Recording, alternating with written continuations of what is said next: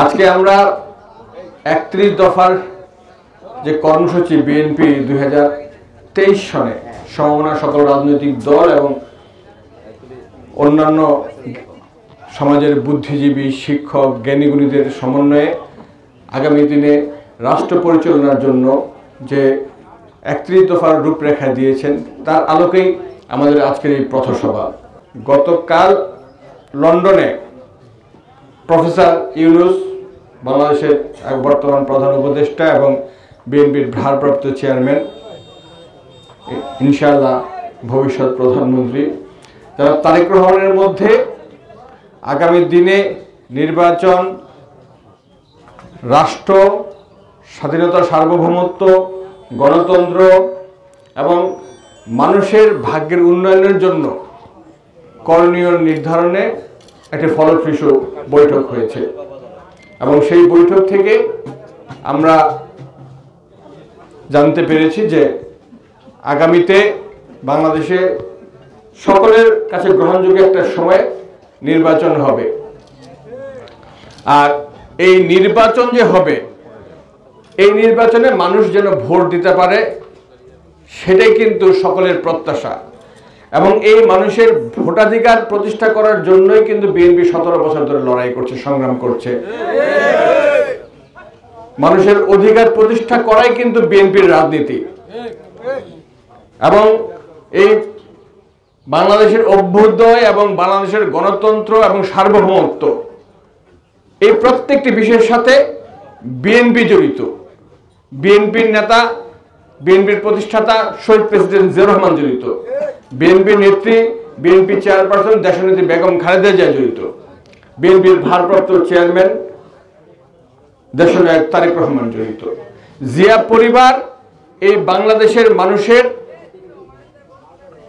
যখনই দুর্যোগ হয়েছে, যখনই সমস্যা হয়েছে, যখনই সংকট হয়েছে, বাংলাদেশের মানুষের পাশে থেকেছে এবং পাশে থেকে এই জাতীয়তাবাদী দলের সকল নেতাকর্মীদের সাথে নিয়ে মানুষের সংকট উত্তরণে যা যা করণীয় তাই করেছে।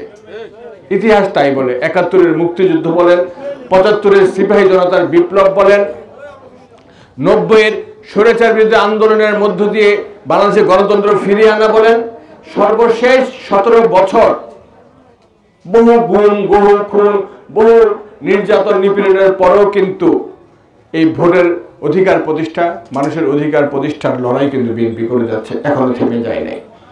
সেই লক্ষ্যে আমাদের পথ চলা এবং আমরা যারা বিএনপি করি, আমি বক্তব্য লম্বা করব না, আমাদের কিছু সুস্পষ্ট নির্দেশনা রয়েছে। নির্দেশনাটা হলো এরকম, বিএনপি যেহেতু জনগণের দল, জনগণের জন্যই কাজ করে, অতএব বিএনপির নেতা কর্মীদেরকে জনগণের সঙ্গে থাকতে হবে এবং জনগণকে সঙ্গে নিয়েই পথ চলতে হবে। বিএনপি সেবক হতে চায়, শোষকের ভূমিকায় থেকে শাসক হতে চায় না। এই বাংলাদেশে যতবার বিএনপি ক্ষমতায় ছিল ততবার বাংলাদেশের মানুষের ভাগ্যের উন্নয়ন কাজ করেছে এবং যতবার বাংলাদেশে ফেয়ার নির্বাচন হয়েছে এবং বাংলাদেশের মানুষ ভোট দিতে পেরেছে ভোট কেন্দ্রে গিয়ে স্বাধীনভাবে, ততবার তারা বিএনপিকে নির্বাচিত করেছে। এজন্য বিএনপি এবং বাংলাদেশের জনগণের মধ্যে একটা গভীর আস্থার সম্পর্ক রয়েছে। আমরা এই আস্থাটাকে টিকিয়ে রেখেই পথ চলতে চাই।